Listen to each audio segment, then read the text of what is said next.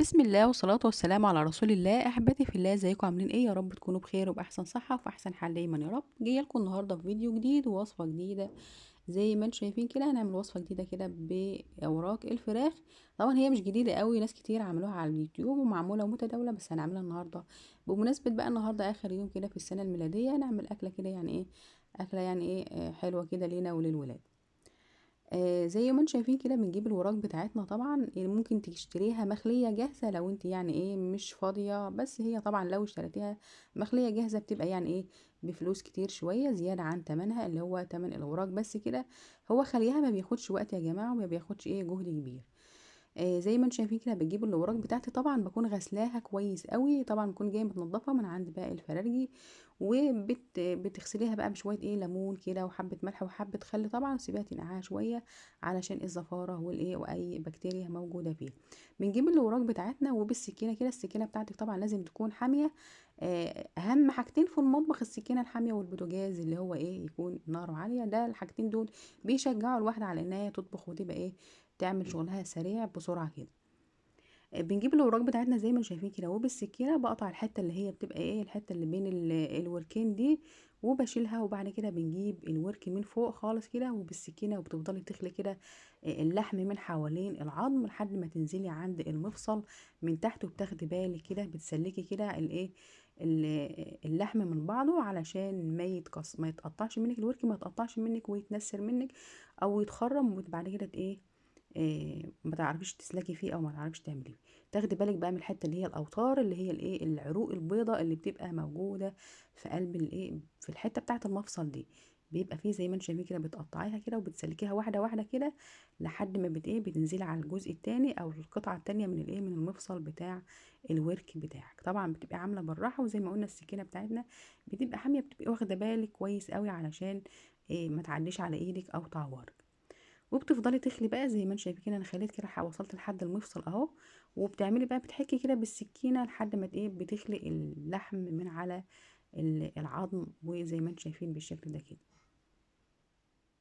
واحنا شغالين طبعا بنصلي على رسول الله. عايزه اقول لكم بقى ايه احنا النهارده اخر يوم في السنه الميلاديه، والنهارده ومن بكره بقى ان شاء الله او من الساعه واحدة كده هنبتدي سنه ميلاديه جديده. عايزه اقول لكم بقى ان احنا كمسلمين معروف عننا احنا بنهني بعضنا في في الاعياد بتاعتنا، العيد الفطر وعيد المبارك. وممكن يعني ايه السنه الهجريه يعني برضو مبقاش فيها احتفالات قد كده، لان النبي عليه الصلاه والسلام ما كانش بيحتفل وما كانش فيه تهنئه غير بالعيدين اللي احنا قلنا عليهم، العيد الفطر وعيد الاضحى المبارك. ونهني نفسنا بدخول رمضان. زي ما انتم شايفين كده بقطع باخد بالي من الاوتار اللي انا بقطعها دي. وخلاص كده بقى قربت اديها اهو. بتفضلي بقى تكحتي بالسكينه كده لحد ما تنزلي لتحت عند الحته اللي هي اللي تحت خالص دي. تقدري تشيليها بايدك زي ما انا عملتها كده، وممكن تقطعيها بالسكينه. في الحالتين الاتنين بتكوني عملتي خليتي الورك وما شاء الله بقى زي ما انتم شايفين بالشكل ده كده. طبعا عرفتوا انا هعمل ايه من طريقتي لخلي الورك.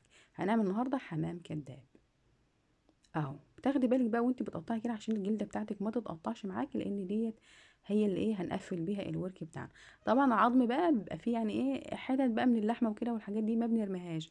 ممكن تحطها كده بتجمعها كلها على بعضها. لو انت عامله مثلا فراخ بتحطها بتزود نسبه الدسامه شويه في الشوربه. ما عندكيش ممكن تحطها مع خضار او اي حاجه برضو بتعطي نسبه دسامه كده. احنا طبعا مش بنطبخ لحمه كل يوم ومش بنطبخ فراخ كل يوم، فالحاجات اللي زي دي ما بترميهاش. او لو انت بقى مش عايزه ان انت تستعمليها او تعيني او تطبخي الفريزر وكده ممكن تقوم حطها للقطط بتاكلها عادي يعني.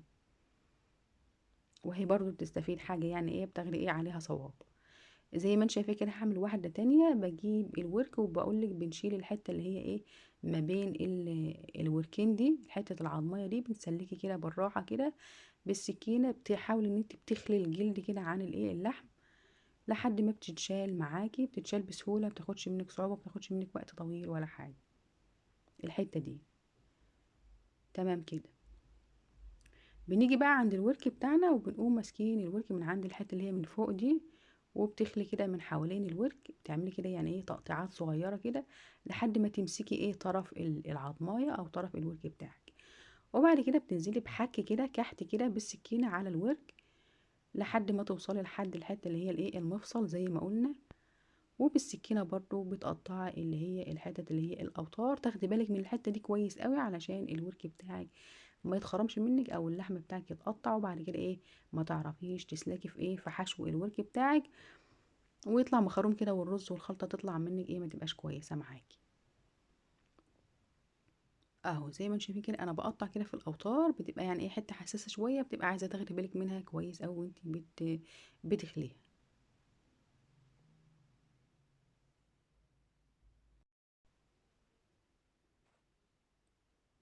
زي ما انتم شايفين بالشكل ده كده، بتجيب السكينه كده من تحت وبتقطعي الاوتار ديت، بتبقى عباره عن ايه حته كده زي عروق بيضه كده في قلب الايه ماسكه في العضمايه بتاعه الورك بتاعك.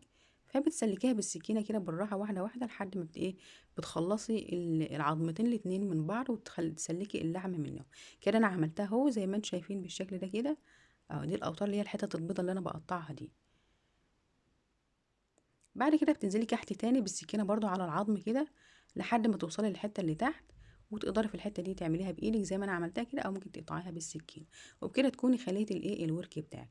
طريقة خلي الورك ما بتبقاش يعني ايه مش صعبة قوي، وما بتاخدش منك وقت طويل، ممكن تعمليها بايديك بدل ما تشتري كيلو الاوراق بزيادة عن 100 جنيه اللي هي الاوراق المخلية. وطبعا هيطلع معاكي الحتة الصغيرة دي برضو ما بترميهاش، بتحطها في الخلطة بتاعة الايه الرز بتاعك، او اللي انت هتحملي فيها تحشي فيها الايه الاوراق بتاعتك. بنفس الطريقه دي بتكملي كل الايه الكميه اللي عندك. انا كنت عامله كميه يعني الكميه اللي انا عاملاها، وقلت اعمل معاكم الجزئين دول. طبعا هما مغسولين كويس قوي قبل ما ابتدي في الخلي. بجيبهم بقى بحطهم في بوله كده مع بعض، وبنجيب بقى الايه البهارات بتاعتي او الخلطه بتاعتي اللي انا هحطها عليهم، عشان لازم بنتبلها شويه كده قبل ما بنستعمل.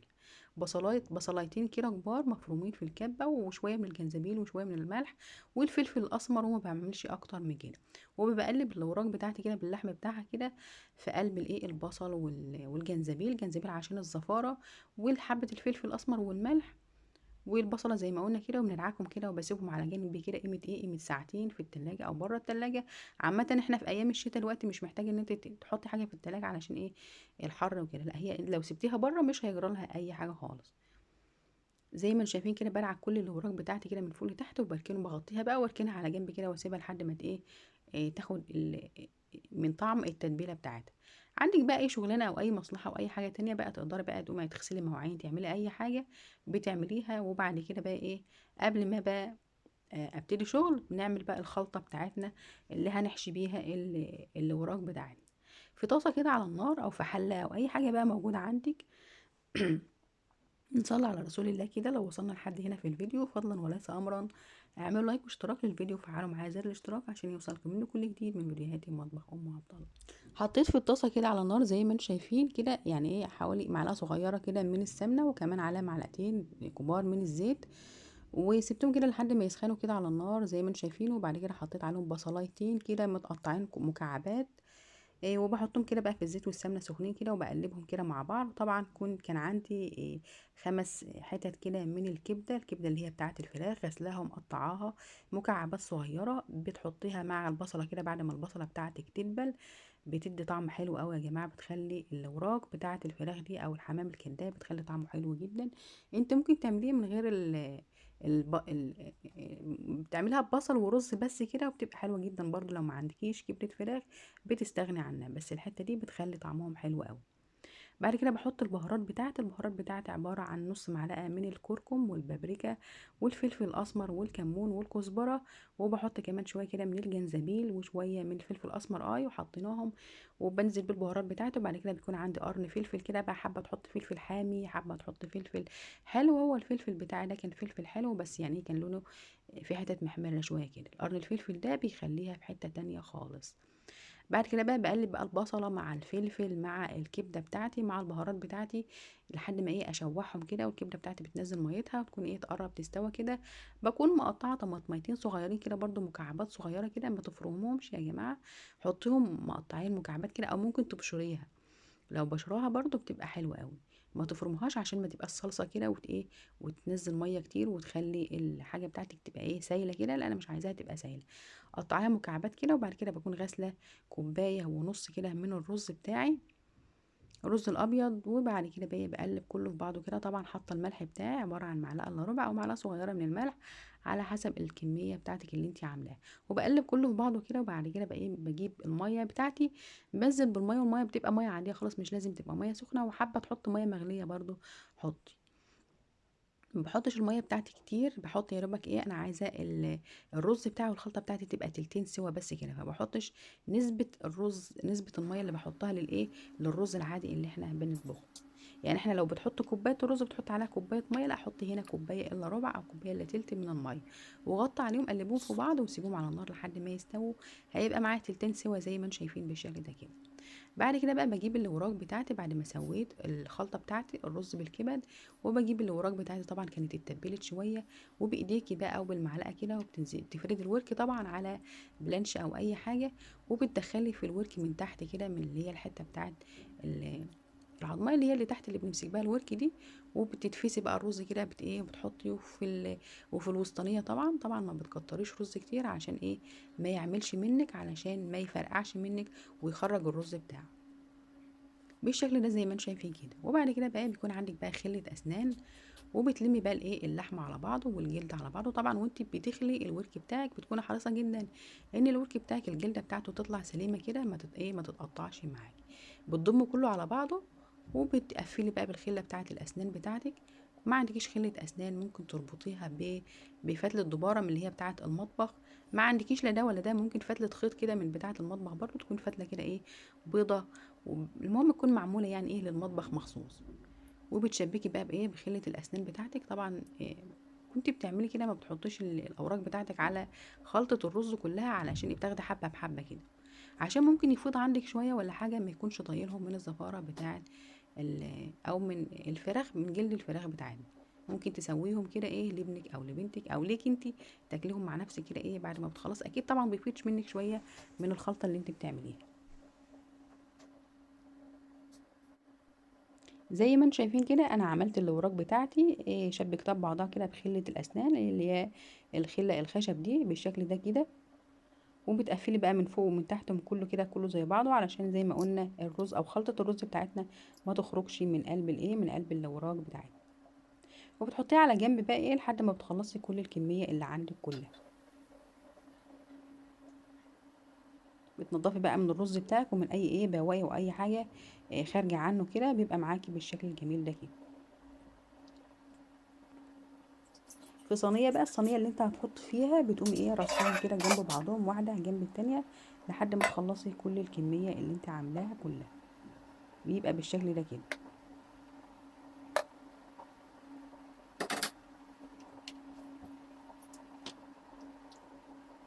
بنجيب واحد تاني وبنعمله بنفس الطريقه لحد ما تخلصي زي ما قلنا كل الكميه اللي موجوده عندك.